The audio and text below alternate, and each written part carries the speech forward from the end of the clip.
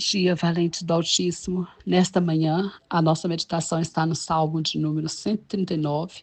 Vamos ler a partir do versículo 16, que diz assim: Os teus olhos me viram a substância ainda informe, e no teu livro foram escritos todos os meus dias, cada um deles escrito e determinado, quando nenhum deles ainda havia. Que preciosos para mim, ó Deus, são os teus pensamentos, e como é grande a soma deles. Se os contasse, excede os grãos de areia. Contaria, sem jamais chegar ao fim. Amém. Glória a Deus.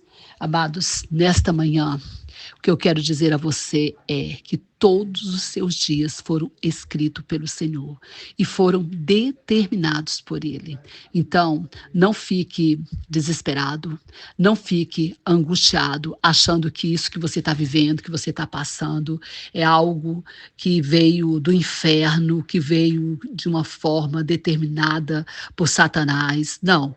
Pode até ser que o inimigo esteja nisso, pode até ser que o inimigo esteja sendo usado nessa situação, mas todas as coisas que você está passando e vivendo são, mesmo que sejam coisas ruins, são coisas que foram permitidas por Deus, com alguma finalidade, com algum propósito, com certeza para trabalhar com você, para aperfeiçoar você, para te provar, para de alguma forma mais tarde fazer o bem.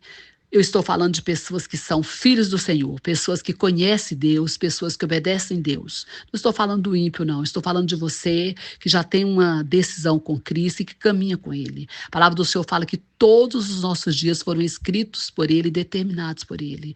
Então, a morte, alguém morre, a gente fala, morreu, não era para ter morrido, ficamos revoltados. Não, a morte daquele que está com o Senhor foi determinado pelo Senhor, e o dia que ele morreu também foi determinado pelo Senhor.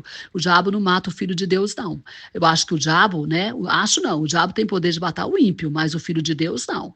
Agora, você não fica aí revoltado também por isso, não, porque todos os nossos dias foram escritos e determinados pelo Senhor. Então, fica tranquilo. Tudo está nas mãos do Senhor, tudo está no controle do Senhor e tudo foi determinado por Ele. Se foi determinado por Ele, tem uma finalidade boa e no final resultará em nosso bem, porque a palavra do Senhor nos diz isso, que todas as coisas cooperam para o bem daqueles que amam a Deus, daqueles que são chamados segundo seu propósito. Pois é, se todas as coisas cooperam para o nosso bem e são chamados segundo o seu propósito, então vai cooperar. Confia em Deus e tenha essa convicção.